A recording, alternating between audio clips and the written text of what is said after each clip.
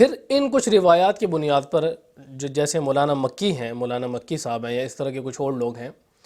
تو وہ یہ کلیم کرتے ہیں کہ آپ صلی اللہ علیہ وسلم نے اللہ تبارک و تعالیٰ کو دیکھا ہے۔ صحیح بخاری میں ایک روایت آتی ہے، اس میں آپ صلی اللہ علیہ وسلم نے اس بات کا ذکر کیا ہے کہ تم اپنے رب کو نہ دیکھ سکو گے یہاں تک کہ تمہیں وفات آ جائے، یہاں تک کہ تم فوت ہو جاؤ۔ تو پچھلے لیکچر میں ہم نے اس بات کا ذکر کیا تھا کہ جو انسان ہے، جو انسانی آنکھ ہے، وہ اس دنیا میں اللہ تبارک و تعالیٰ کو نہیں دیکھ سکتی ہے، اور اللہ تبارک و تعالیٰ کی زیارت اس دنیا میں نہیں ہو سکتی ہے، کوئی بھی انسان نہیں کر سکتا ہے۔ تو اس کے بعد پھر کچھ ساتھیوں کی طرف سے یہ سوال آیا کہ کیا آخرت میں بھی ایسا ہی ہوگا، کیا آخرت میں بھی اللہ تبارک و تعالیٰ کی زیارت نہ ہو سکے گی؟ تو ایسی بات نہیں ہے۔ ہمیں احادیث سے اور قرآن مجید کی آیات سے معلوم ہوتا ہے کہ آخرت میں اللہ تبارک و تعالیٰ کا دیدار ممکن ہوگا اور اللہ تبارک و تعالیٰ کا دیدار ہوگا۔ جو صحیح روایات ہیں کچھ وہ میں آپ کے سامنے رکھ دیتا ہوں۔ سب سے پہلے سورۃ القیامہ میں اگر قرآن مجید میں آپ دیکھیں گے تو آپ کو پتہ چلے گا کہ اللہ تبارک و تعالیٰ نے فرمایا ہے کہ کچھ چہرے اس دن تر و تازہ ہوں گے، کھلے ہوئے ہوں گے، اپنے رب کی طرف دیکھ رہے ہوں گے۔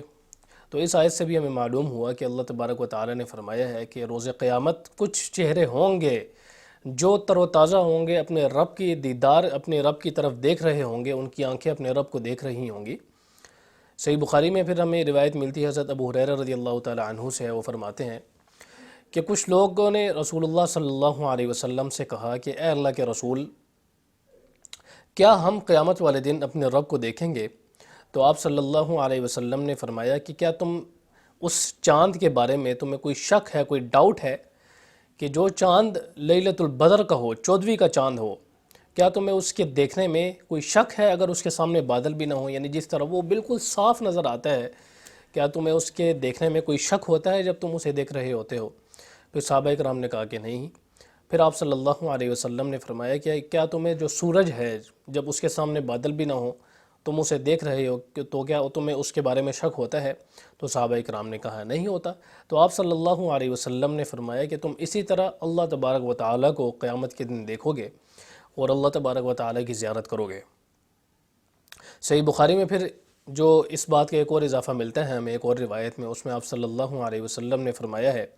کہ جیسے تم سورج کو دیکھتے ہو دوپہر کے وقت میں، یعنی دوپہر کے وقت میں جیسے سورج ہو، اس کے سامنے کوئی بادل نہ ہو اور جیسے تمہیں اس کے بارے میں کوئی ڈاؤٹ نہیں ہوتا، بالکل اسی طرح تم آخرت میں اللہ تبارک و تعالیٰ کو دیکھو گے۔ پھر صحیح بخاری میں ہی ہمیں ملتا ہے، اس بات کا ذکر ملتا ہے کہ آپ صلی اللہ علیہ وسلم جو لیلۃ البدر ہے، 14ویں کا چاند ہے، اس رات کو، 14ویں چاند کے رات کو آپ صلی اللہ علیہ وسلم باہر آئے اور آپ صلی اللہ علیہ وسلم نے فرمایا کہ تم اس طرح اپنے رب کو دیکھو گے جس طرح تم اس چاند کو دیکھ رہے ہو، یعنی جس طرح تمہیں اس کے دیکھنے میں یقین ہے، کوئی ڈاؤٹ نہیں ہے اس کے دیکھنے میں، تو بالکل اسی طرح تم اللہ تبارک و تعالیٰ کو بھی روز قیامت دیکھو گے۔ صحیح بخاری میں پھر آپ صلی اللہ علیہ وسلم نے فرمایا ہے کہ تم اپنے رب کو کھلم کھلا دیکھو گے۔ تو ان تمام روایات سے اور قرآن مجید کی آیات سے ہمیں یہ معلوم ہوتا ہے کہ اللہ تبارک و تعالیٰ کو آخرت میں دیکھنا ممکن ہوگا اور آخرت میں اللہ تبارک و تعالیٰ کا دیدار ممکن ہوگا۔ پھر ان کچھ روایات کی بنیاد پر جو جیسے مولانا مکی ہیں، مولانا مکی صاحب ہیں یا اس طرح کے کچھ اور لوگ ہیں،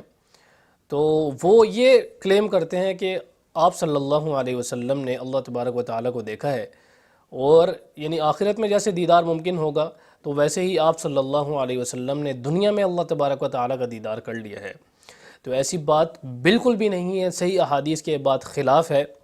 مولانا مکی نے اپنے ایک اور لیکچر میں یہ بات کی ہے کہ جمہور صحابہ کرام کا یہ قول ہے اور جمہور صحابہ کرام یہ فرماتے ہیں کہ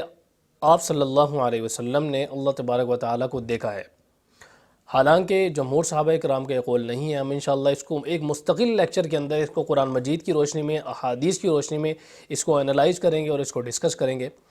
تو فی الحال یہ ہے کہ ان روایات سے یہ بالکل بھی معلوم نہیں ہوتا کہ آپ صلی اللہ علیہ وسلم نے اس دنیا میں اللہ تبارک و تعالیٰ کو دیکھا ہے، بلکہ ان روایات سے ہمیں یہ معلوم ہوتا ہے کہ آخرت میں انسان اللہ تبارک و تعالیٰ کا دیدار کر پائیں گے، مسلمان اللہ تبارک و تعالیٰ کا دیدار کر پائیں گے،